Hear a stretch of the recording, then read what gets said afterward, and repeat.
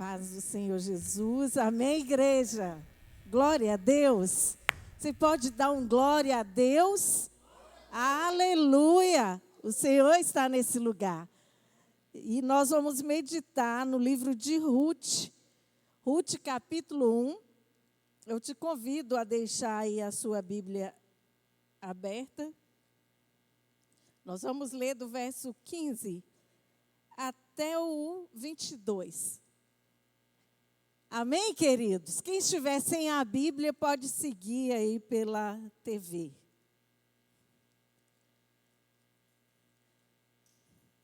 Ruth, capítulo 1, verso 15. Diz assim: Disse Noemi: Eis que a tua cunhada voltou ao seu povo e aos seus deuses. Também tu volta após a tua cunhada. Disse, porém, Ruth: Não me instes para que te deixe e me obrigue a não seguir-te. Porque aonde quer que fores, irei eu, e onde quer que pousares, ali pousarei eu. O teu povo é o meu povo, o teu Deus é o meu Deus. Onde quer que morreres, morrerei, e aí serei sepultada. Faça-me o Senhor o que bem lhe aprouver. Se outra coisa que não seja a morte me separar de ti. Vindo, pois, Noemi, que de todo estava resolvida a acompanhá-la, deixou de insistir com ela. Então ambas se foram, até que chegaram a Belém. Sucedeu que, ao chegarem ali, toda a cidade se comoveu por causa delas. E as mulheres diziam: Não é esta Noemi? Porém ela lhes dizia: Não me chames Noemi, chamai-me Mara, porque grande amargura me tem dado o Todo-Poderoso. Ditosa eu parti, porém o Senhor me fez voltar pobre. Por que, pois, me chamareis Noemi? Visto que o Senhor se manifestou contra mim e o Todo-Poderoso me tem afligido. Assim voltou Noemi da terra de Moabe com Ruth, sua nora, a moabita, e chegaram a Belém no princípio da cega das cevadas. Amém, queridos? Podem tomar os seus assentos, levante as suas mãos para o alto. Pai, nós lemos a tua palavra. E, ó Deus, nós queremos entregar a Ti agora a vida de cada um que está aqui nesta noite, a vida daqueles que nos acompanham pelas redes sociais, que o Senhor visite com poder e graça. Espírito Santo de Deus, o Senhor que sonda cada necessidade, que o Senhor sonde nesta noite cada coração. Fala conosco, Senhor, na Tua palavra. Senhor, traga o renovo ao Teu povo. E, ó Deus, como já foi orado aqui, como já foi ministrado, traga força ao Teu povo, força e vigor, em nome de Jesus. Que o Senhor quebre todas as cadeias, em nome de Jesus. Quebra todos os grilhões. E, ó Deus, que a Tua graça venha nos alcançar a cada dia, em nome de Jesus. Amém? Você pode aplaudir bem forte ao Senhor. Aleluia! Sabe, irmãos, esse livro de Ruth é um livro que tem apenas 4 capítulos. Ele é um livro histórico. Ele nos conta a história desta família. E o primeiro versículo, por favor, dá assim, diz assim o texto: que nos dias a minha tradução é um pouquinho diferente. Ruth 1, o primeiro versículo. E sucedeu que nos dias em que os juízes julgavam, houve uma fome na terra, pelo que um homem de Belém de Judá saiu a peregrinar nos campos de Moabe, ele e sua mulher e seus 2 filhos. Então, era no tempo dos juízes em que aconteceu essa história. E nós sabemos, irmãos, que no tempo dos juízes havia uma instabilidade muito grande. Uma instabilidade, apostasia. E não é diferente dos nossos dias hoje, não. As pessoas, elas não tinham uma fé firme. E muitas vezes, o povo de Israel, eles eram saqueados, eles eram derrotados por outros povos, porque eles recuavam em servir ao Senhor de todo o seu coração. E aí vinha, muitas vezes, os povos contra o povo de Israel, e o povo era vencido, era derrotado, porque não tinham uma fé firme e muitas vezes abandonavam a sua fé no Senhor para servir outros deuses, para seguir outros caminhos. E nós sabemos que hoje em dia nós vemos muitas pessoas também se apostatando da fé. E o que é a apostasia? É negar a fé, é renegar os princípios do Senhor. E ali, o que aconteceu? Moabe, nós sabemos que a origem de Moabe não foi bacana, né? Porque foi de uma relação incestuosa de Ló com as suas filhas. Uma nação que não temia o Senhor. E não tinha essa relação de amizade com Israel. Mas houve um período que tinha paz e os escritores creem que foi exatamente essa época em que houve uma grande fome na terra. Nós sabemos que fome não é fácil, né, irmãos?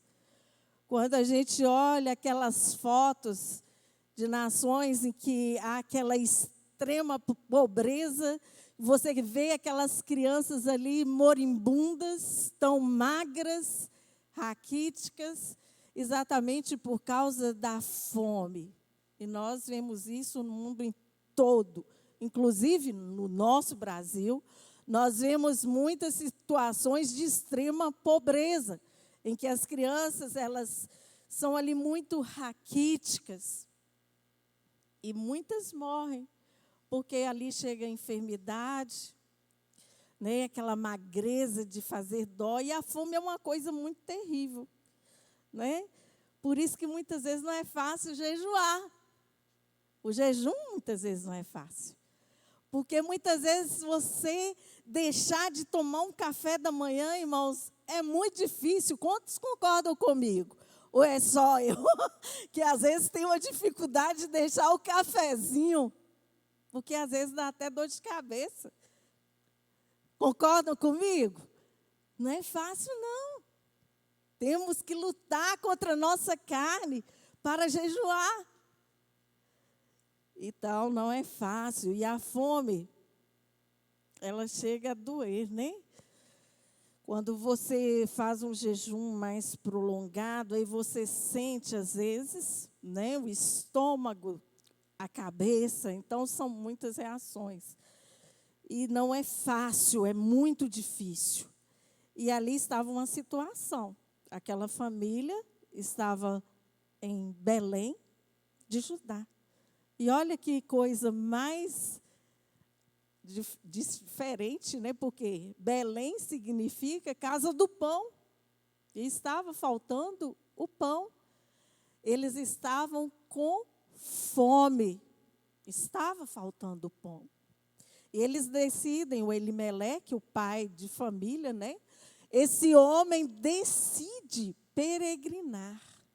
Ele sai de Belém, de Judá, da sua terra, e vai ali para os campos de Moabe, uma terra estranha, onde serviam a Baal, e eram feitos sacrifícios terríveis ali, e ele foge.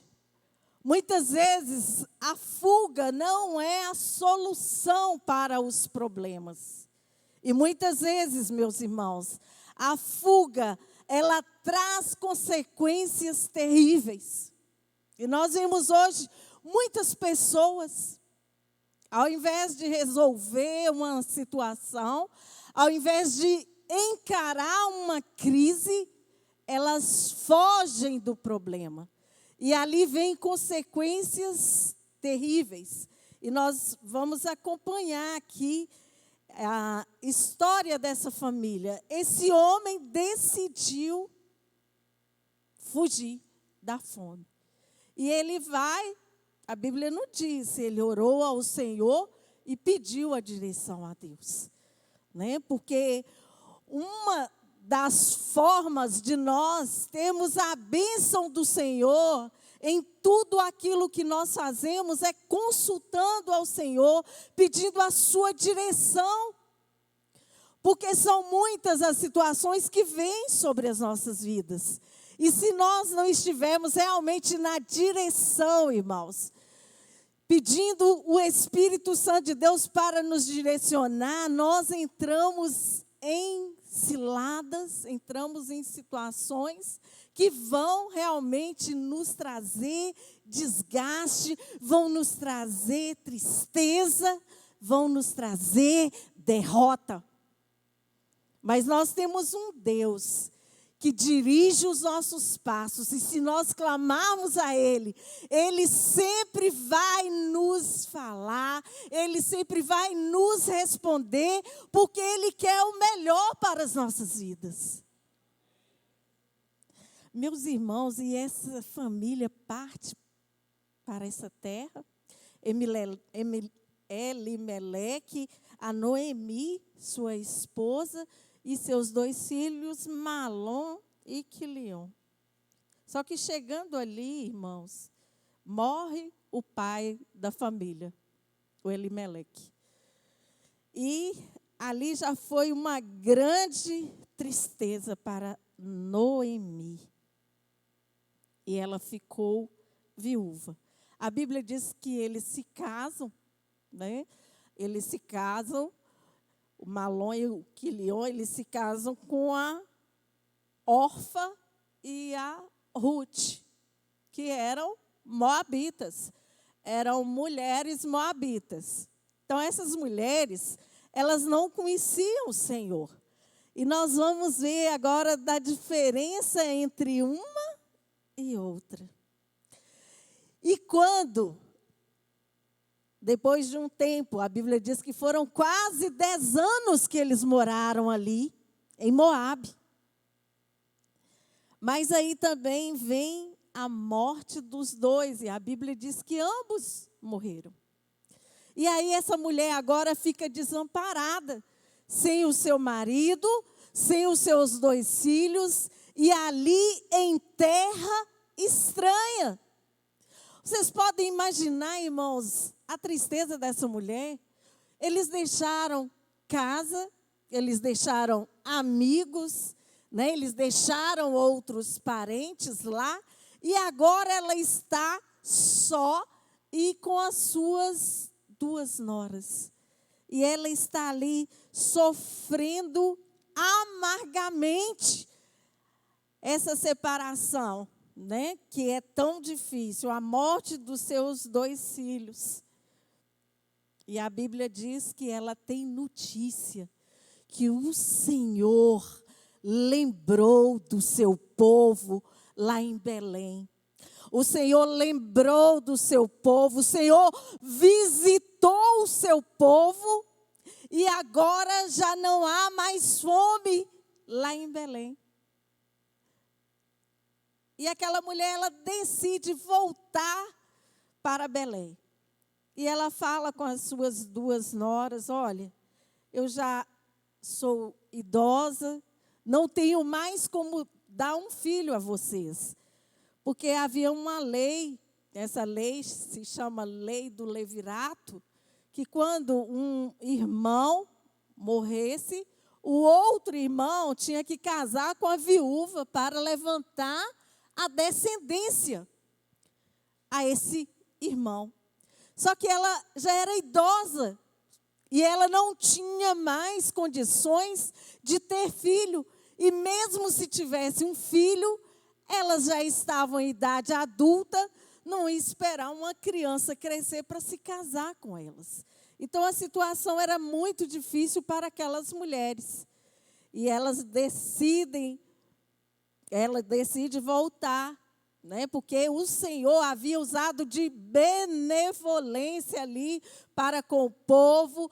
O Senhor entrou em provisão ali naquela terra de Belém e já havia passado aquela crise, a fome.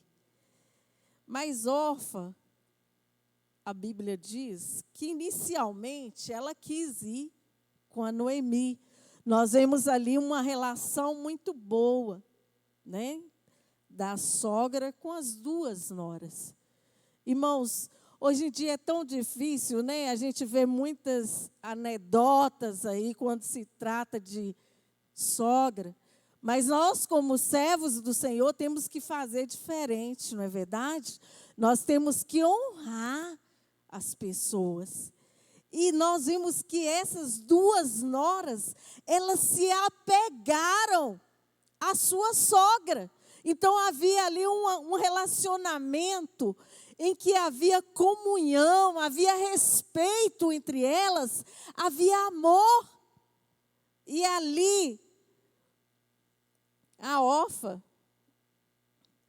quando a Noemi fala assim, olha, vocês voltem para a casa de suas mães. Voltem para o seu povo. E a Orfa, inicialmente, ela fala em ir para Belém com a Noemi, mas a Noemi insiste, né, que elas voltem para a casa das suas mães.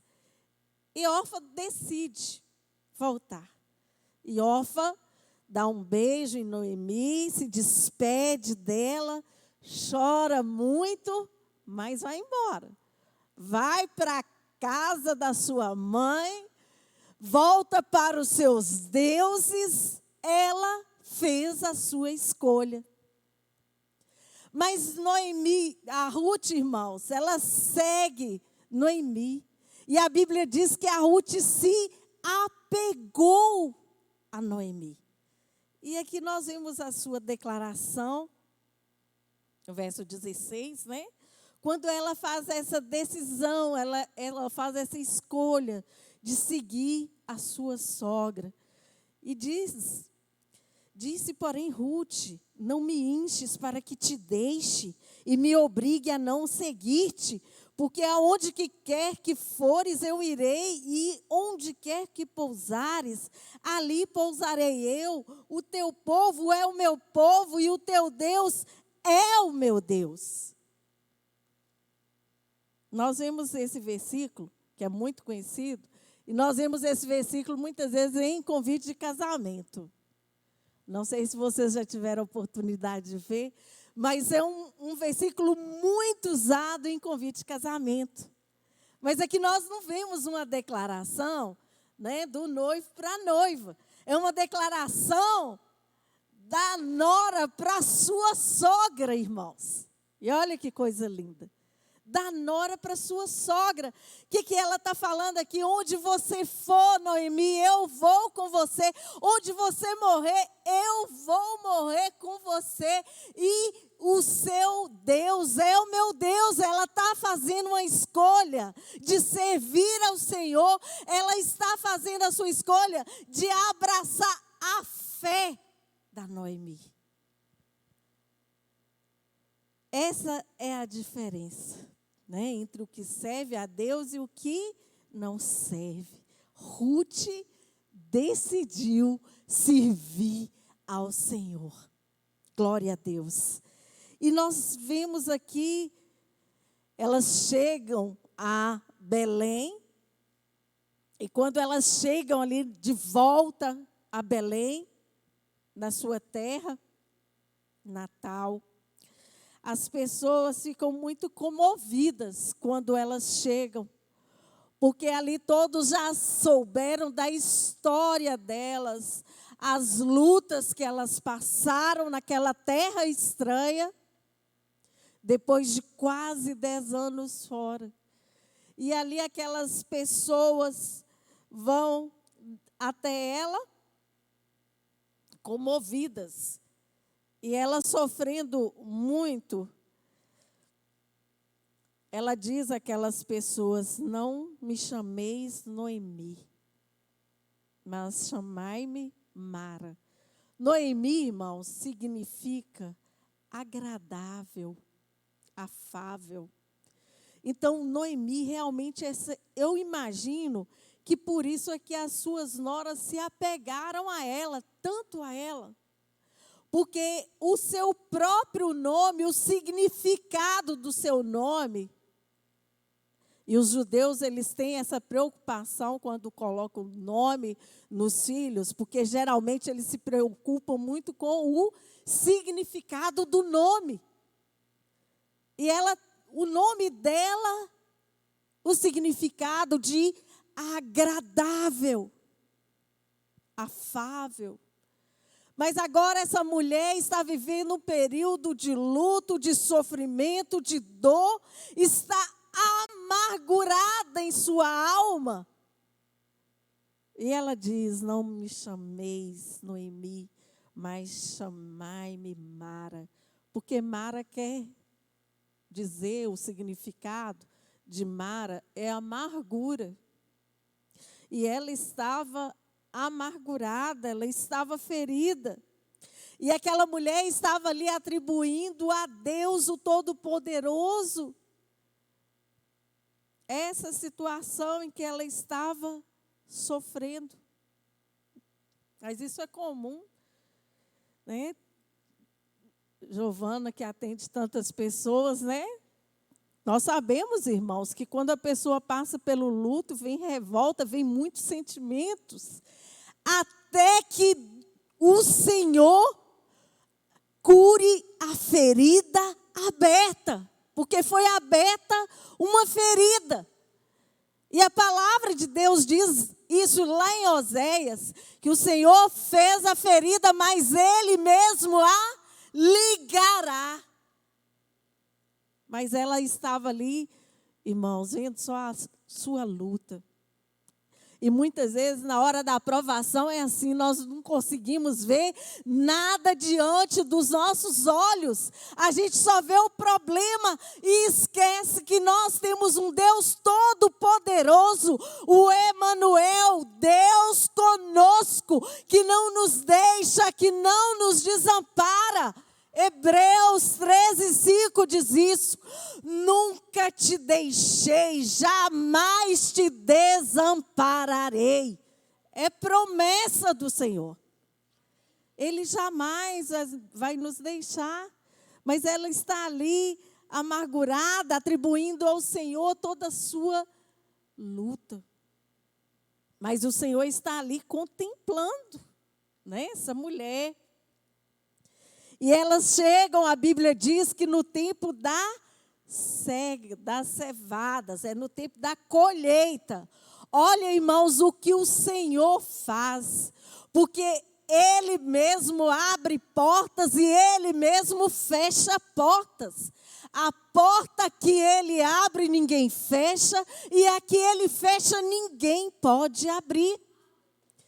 Mas ela está ali só contemplando a sua luta, ela não consegue ver nada diante dela. Ela não conseguia ver nada bom.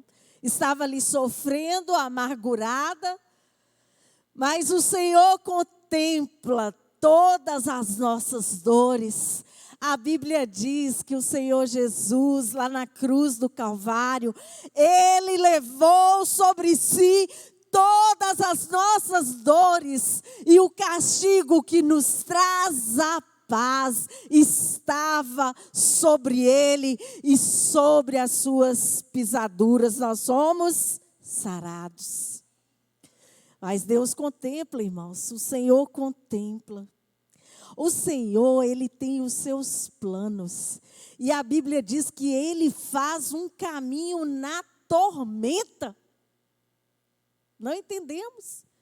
Com a nossa mente humana, nós não entendemos. Não conseguimos entender os caminhos do Senhor. Mas para cada situação, Ele tem uma resposta. Você crê? Ele tem a solução, Ele tem a provisão, Ele tem a providência para as nossas vidas. E aqui nós podemos ver a providência divina em favor dessa mulher, Noemi, e da Ruth, a sua nora. Irmãos, e quando Ruth... nós podemos dizer que ela era uma mulher virtuosa. E ela já chega ali e já foi para o campo para ajudar, para colher, para pegar ali algumas espigas, né? E ela vai para o campo, naquela época já da colheita. E a Bíblia diz que Noemi tinha um parente, e o nome desse parente é Boaz. E o Boaz, irmãos, era o remidor, o parente resgatador. Porque quando morria alguém e que não tinha filho, então esse parente remidor, ele poderia comprar ali os bens daquela viúva ou de quem sobrevivesse, né? E onde Ruth vai exatamente apanhar as espigas? Lá na fazenda de Boaz. Muitos podem achar que isso é coincidência ou sorte. Não é não, irmãos. É a providência do Senhor. E aquele homem olhou para Ruth e já se agradou dela e perguntou: quem é essa mulher? Os planos de Deus, eles são perfeitos. Olha, Ruth vai exatamente lá na fazenda daquele homem, buscar as espigas para matar a fome dela e da sua sogra. E ali, ela colhe aquelas espigas e ela chega na Noemi e ela pergunta quem foi, né, que ajudou, e ela fala de Boaz. E a Noemi se lembra desse parente dela. Então, fala com ela para voltar lá, porque esse homem era o remidor da família do Elimeleque. E quando Ruth volta, o Boaz, ele pede que os funcionários a recebam bem, que dê o melhor para ela, né, da colheita, e ela ajuda ali com os funcionários a colher, e ela é servida. E aquele homem ficou admirado da história de Ruth, né? E ele diz aqui, capítulo 2, o verso 12, ele fala para Ruth assim: o Senhor retribua o teu feito, e seja cumprida a tua recompensa do Senhor, Deus de Israel, sob cujas asas vieste buscar refúgio. Era uma mulher virtuosa, irmãos. Aquela mulher, ela buscou logo o serviço, trabalhar, e Deus honrou aquela mulher grandemente. E ali, nós vemos que ele abençoa a Ruth, a Noemi, orienta a Ruth, tudo como ela deve fazer, ali na casa de Boaz. E o Boaz, ele fala para Ruth que existia um outro resgatador antes dele. Que ele até poderia comprar, né, a posse lá, a propriedade da Noemi, mas que tinha um outro antes dele. Mas veja o propósito do Senhor em tudo. E quando os homens, ele chama aqueles homens ali da terra de Belém, eles se reúnem para resolver essa questão. Então, chamado aquele primeiro resgatador, e ali estão entre eles resolvendo se esse homem compraria a propriedade da Noemi. Só que tinha um detalhe. Aquele homem falou assim: eu posso comprar a propriedade. Mas aí o Boaz fala com ele que ele teria que casar com a Ruth. E ele fala que não poderia casar com ela porque ele já tinha a esposa dele. Então, quem casa com a Ruth? O Boaz. E o Boaz, aquele que é o resgatador, o remidor, ele se casa com a Ruth. A Bíblia diz, irmãos, que o Senhor concede a Ruth um filho. E o seu nome é Obed. A Ruth é honrada. Aquele homem casa com ela. A Bíblia diz que Ruth é vestida com os melhores vestidos. E Deus concede a ela essa grande bênção. Mas isso, irmãos, é tremendo. Porque quando Ruth concebe, né, esse filho de Boaz, Obed. A Bíblia diz que Obed vai ser pai de Jessé. E quem é Jessé? O pai de Davi.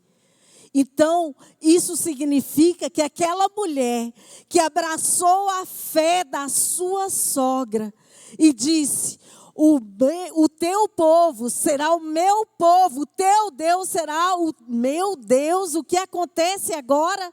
Aquela mulher, ela entra para a linhagem do nosso Senhor Jesus Cristo. Ela se torna descendência, né? Ela foi escrita aqui, olhe, para a glória de Jesus, uma mulher moabita. Aquelas mulheres, as parteiras, quando a Ruth, ela teve o seu filho, Obed, aquelas parteiras, elas falam com a Noemi: esse filho, ele será restaurador da tua vida e consolador da tua velhice, pois tua nora, que te ama, o deu à luz, e ela te é melhor do que 7 filhos.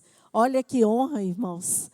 Aquelas mulheres que estavam ali assistindo a Ruth e a Noemi, elas dão essa declaração de Ruth: a tua nora que te ama, ela é melhor que 7 filhos. E ali o Senhor restaurou a sorte de Noemi. O Senhor fez algo maravilhoso com aquela mulher. O Senhor restaurou a sua alegria. E na sua velhice ela pôde segurar aquela criança nos seus braços. E muito mais ainda, eu imagino que ela nunca imaginou que o Senhor iria fazer isso. Mas o sobrenatural pertence ao nosso Deus, irmãos. Ela nunca imaginou que através da sua nora, Ruth, aquela criança que foi gerada, e ele gerou Jessé, o pai de Davi, e de Davi vem o nosso Senhor Jesus.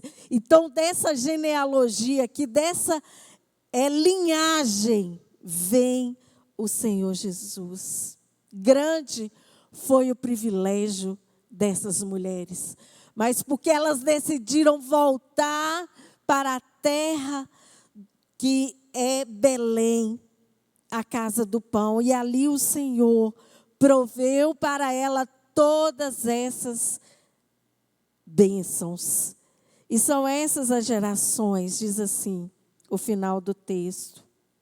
Perez gerou a Esrom, Esrom gerou a Rão, Rão gerou a Aminadab, Aminadab gerou a Nasson, Nasson gerou a Salmão, Salmão gerou a Boaz, Boaz gerou a Obed, Obed gerou a Jessé, e Jessé gerou a Davi. Aleluias! Glórias a Deus. Irmãos, o que nós aprendemos com essas mulheres, elas voltaram para aquela terra e Deus, Ele fez algo maravilhoso. Muitas vezes a pessoa está fugindo da presença do Senhor. E muitas vezes vem essas situações. Romanos 12, 12. Você pode colocar aí, por favor, Dacinho. Nós aprendemos, irmãos, a sempre buscar ao Senhor, crer na sua soberania, crer no seu poder e jamais esmorecer diante das lutas. Olha o que diz Romanos 12, 12. Alegrai-vos na esperança. Quando vieram todas essas lutas sobre Noemi, o seu coração ficou sem nenhuma esperança, ficou angustiado e triste. Mas o Senhor nos anima a sempre alegrar na esperança, ser paciente na tribulação e perseverar na oração. Há um louvor que diz, nunca vi um justo sem resposta. E é verdade, porque quando nós clamamos o Senhor, Ele nos responde. Há uma promessa também, quando Davi declara, fui moço e agora sou velho, e nunca vi um justo, e a sua descendência mendigar o pão. Nós cremos, irmãos, que hoje os nossos dias não são diferentes desses dias em que esses patriarcas eles viveram, não. Há hoje no mundo, essa apostasia, as pessoas estão recuando na fé. É uma fé vacilante, não conseguem estar firmados na palavra do Senhor e na sua presença. Mas ai de nós se não buscarmos o Senhor, ai de nós se não for a presença do Senhor nos fortalecendo. E quando nós buscamos a Ele, o Senhor, Ele nos responde, Ele opera milagres, Ele entra em provisão aquilo que nós necessitamos. E assim como foi com Noemi e Ruth, eu não sei o que você precisa, eu não sei o que você tem buscado, mas creia que o Senhor, Ele está com suas mãos prontas para te abençoar. Tiago 1, verso 4, olha o que diz. Nós temos que nos voltar para Deus. Volta para o Senhor. Busca Ele de todo o seu coração. Pode ser o 1. Pode ser o verso 2, a partir do verso 2 até o 4. Meus irmãos, tende por motivo de toda alegria o passardes por várias provas ou provações. Isso não é fácil, irmãos. Alegrar nas provações, sabendo que a provação da vossa fé, uma vez confirmada, produz perseverança. Outra tradução, paciência. E muitas vezes nós pedimos paciência ao Senhor, mas Ele vai nos dar provações para a gente aprender a ser paciente. Mas nós temos que ser, irmãos, persistentes, sempre clamar a Ele. Ora, a perseverança deve ter ação completa, para que sejais perfeitos e íntegros, e em nada deficientes. A nossa fé, ela tem que ser uma fé firme, uma fé que o Senhor vai olhar para nós e vai agradar. A semana passada, irmãos, eu estava ouvindo o testemunho de um jovem que teve um câncer muito agressivo. E esse jovem, ele estava ali no tratamento. E quando já tinha feito algumas sessões de quimioterapia, e a família ela teve que se mudar de cidade, né, por orientação médica, por causa do tratamento, um tratamento muito difícil, muito doloroso, e que não é fácil. Mas quando, depois de um certo tempo, um tratamento, e essa família clamando ao Senhor, e se levantaram, né, os colegas de escola, a igreja, os irmãos em Cristo, clamando, orando, toda a família, orando por aquele jovem. E quando faltava algum tempo para as últimas sessões de quimioterapia, os médicos falaram com aquela família que ele estava liberado do tratamento para a glória de Deus. Mas uma coisa que eu achei muito interessante, irmãos, porque todas as vezes que perguntavam para ele se estava tudo bem, como ele estava, e ele dizia que estava tudo bem. E ele sempre falando do Senhor. Isso é um milagre, irmãos.